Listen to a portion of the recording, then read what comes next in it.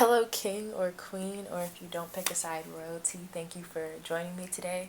I'm Dom, and today's video I'm going to be talking about things that make me feel good, habits, activities, thought processes, all the things that help me to stay positive and stay happy, because it is a battle constantly. Life is sometimes unpredictable and sometimes stressful, sometimes frustrating, sometimes it makes you sad, sometimes it makes me sad at least, and there's a lot of things that I have in my pocket, a lot of tools that I've gained to deal with my issues and my sadness or my frustration or anger. Let's start from like mild sadness, like from like light discomfort to like the other extreme where it's like I can't take this anymore. The first thing that I'm going to mention is gratitude. I can't express how effective expressing gratitude is for like raising your mood and raising your vibe. It is so helpful. Like, okay, let me actually show you. So I already kind of feel good right now, but let me show you how much better I can feel after I give some gratitude. Thank you for life. Thank you for happiness. Thank you for blessings. Thank you for opportunities. Thank you for peace. Thank you for parents. Thank you for understanding. Thank you for wisdom. Thank you for opportunities. Thank you for health. Thank you for mercy. Thank you for protection. Like, it's hard for me to give thanks personally without smiling or feeling better. And so if something's going like left in your life, or if you're feeling like you're experiencing a loss in some way or another, I feel like giving gratitude for the things that you do have can really be helpful. I know it helps me out a lot. I would just say like 5 things that you are truly grateful for, like that can definitely help raise your vibe, because it helps me raise my vibe all the time. So another thing that I do when I'm not feeling the best is meditate or do yoga. I like movement meditation. I don't really resonate with sitting still and meditating, although I do that a lot. My favorite type of meditation is when I'm doing yoga, when I can just, it's easier for me to connect with my breath when I'm connecting it with a movement. So it's like it just regulates it. It's like, okay, I'm going to inhale when I go up, I'm going to exhale when I come down. Like, it's easier, and it takes my mind off of things that might be bothering me. Oh, that brings me to my next thing. If you're like me and you feel weird about sharing your feelings, like sometimes it's not that we don't have anybody to talk to in our life. Sometimes it is, but sometimes you do have people that you can reach out to, but it just feels like, I don't want to talk to you about this, or like you already have stuff on your plate, or this is something I have to deal with. That happens to me a lot, and I also sometimes carry guilt about like sharing personal information about myself to people. Even though I know that they like are trustworthy people and that they love me, I still feel weird about it. So my third tip for if you're feeling stressed or overwhelmed is to talk to yourself. I like to express myself through words. And sometimes I don't have my journal with me. Sometimes it's not the best time to journal because a lot of my thoughts happen when I'm driving, so I can't really journal. So I like audio recordings. I just open up the app on my phone and I just record my thoughts, and it really helps me because it's a safe place for me to express myself, and there's no blockages. So I'm not like worried about what I'm saying. I just say it, and then the truth comes out, like the real issues. I can really deal with the issues. And another thing, I know myself better than like anybody else knows. And sometimes when you're upset or you're in a mood, you don't like finish your sentences. You're just like, and then this happened, and you don't want to get into detail because you already know what's happening. So I feel like audio recording is very helpful when you don't want to talk to anybody or you don't really have anyone to talk to at the moment, because it's very authentic. And then what I like to do is go back to my audio recordings. A lot of them, sometimes they're positive, sometimes they are me going through it, sometimes I'm literally crying on the track, and it helps me to see where my mind space was at the time. And sometimes you just need to talk it out. Sometimes you really just need to talk. about what you're going through, and that itself can be therapeutic. I like talking my feelings out, and it helps me a lot to feel good. Okay, so another thing that I really like that helps me raise my vibe is being outside. So where I live right now on the East Coast, it is not warm outside. It is cool, and it's only going to get colder. But if you don't mind that, if you enjoy the crunchy weather, if you live in a place where the weather is ideal and optimal for you, I would recommend going outside as often as possible and just seeing nature. Like this time of year right now, it's the fall. Like it could be discouraging because sometimes you go outside and the sun isn't shining, or I don't know, the grass isn't like as green as it used to be. Um, but you know, the trees might be changing colors and that's beautiful, or it just might be like fresh air.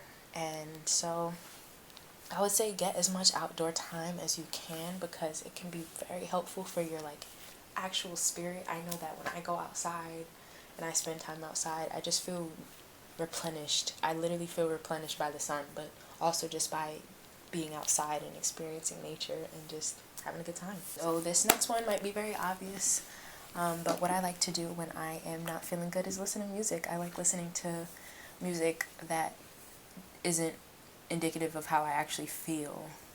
Sometimes I do. Sometimes I honor my feelings of sadness and I listen to sad music, or music with melancholy undertones. But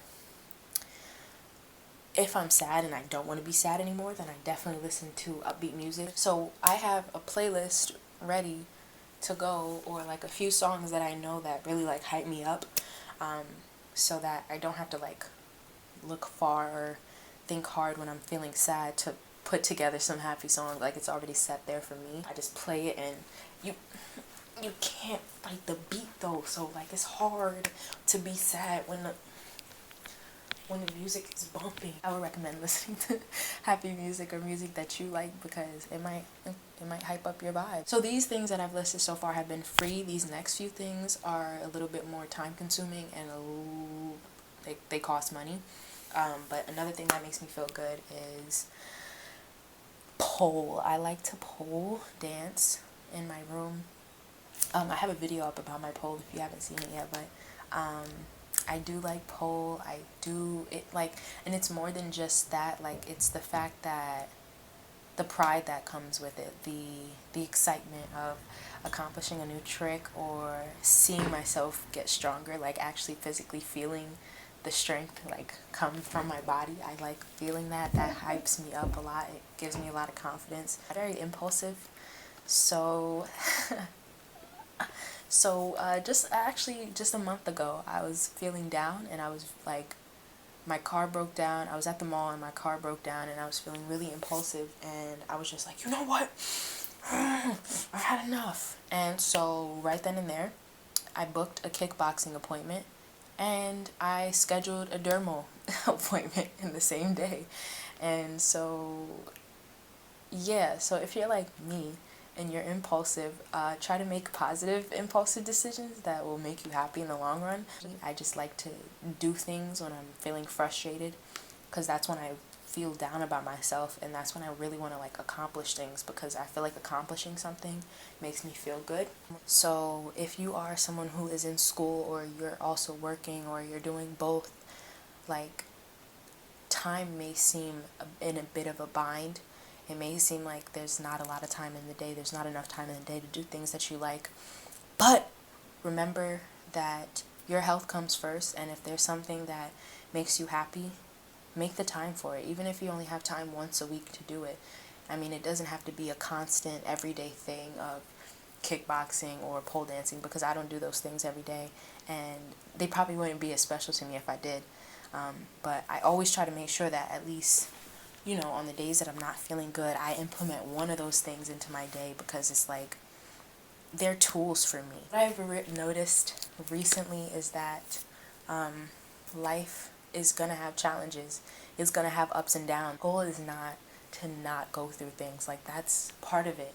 But as you grow, as you go through these things, you start to get tools that help you cope and go through these things. And I feel like the tools that I've gained have helped me in these situations, like learning that meditation helped me, learning that meditation helps me, learning that gratitude is a tool that helps me so much. Even if there is something like crazy going on in your life, look in your toolbox. What is in your toolbox? Are these things, are these mechanisms helping you? Are they hindering you? Are they just numbing you? Are they actually creating happiness in your life? And adjust your toolbox as needed. I'm here to, I don't know, share my tools with you, I guess. Like, that's my whole purpose of this channel. I don't want to tell you what to do. I don't want to tell you what's wrong with you or what's right or whatever. It's not my place. All I can tell you is what I'm going through and what I'm using to cope and what I'm using to help me and what actually works for me, like, all the time. Like, there's a lot of things that I used to use to cope. I used to have very unhealthy coping mechanisms for my feelings. I used to self-harm when I was younger. The thing about these unhealthy coping mechanisms isn't that, like, they don't work. Sometimes they do work. Like, there's a lot of people that drink and they feel better, or it does what they want it to do. It numbs the pain, you know what I mean? But the only thing about those types of coping mechanisms is that they don't last. You can't always do that, you know? And it's not something that you can repeat, and it will still have the same effect on you. Those things wear off. Like, I know for me, self-harming, it wasn't what I wanted. It wasn't what I needed. It wasn't helping me to deal with my issues, which is what I actually wanted to do. I actually wanted just to be through with the problems that I was having. What I want is to look in my toolbox and see things that will help me cope for the long run, that will always be there for me, that I will always have access to. And gratitude and meditation and yoga, I will always have access to, always. Like, all I need is my body. Like, that's all I need for those things. But when I rely on external things like self-harm and substances, those things I did not always have access to, and it was also frustrating to need that to feel okay, because when I didn't have the access to those things, I was sad about that in addition to whatever it is that I was sad about, and then I just kind of felt helpless. So I just hope that I can help you add some tools to your toolbox so that when you have these issues, when you are going through something, you can just acknowledge it and be like, oh, let me get that for it. You're a mechanic, bro. Mechanic can't fix everything with one or two tools. You need a lot of tools in there. So I just hope that my channel is a place where you can re-up. But yeah, so thank you so much for watching this video. I hope you enjoyed it. I hope you learned something, and I really appreciate you clicking on this video today. I appreciate it. I hope you have a great day. Bless up.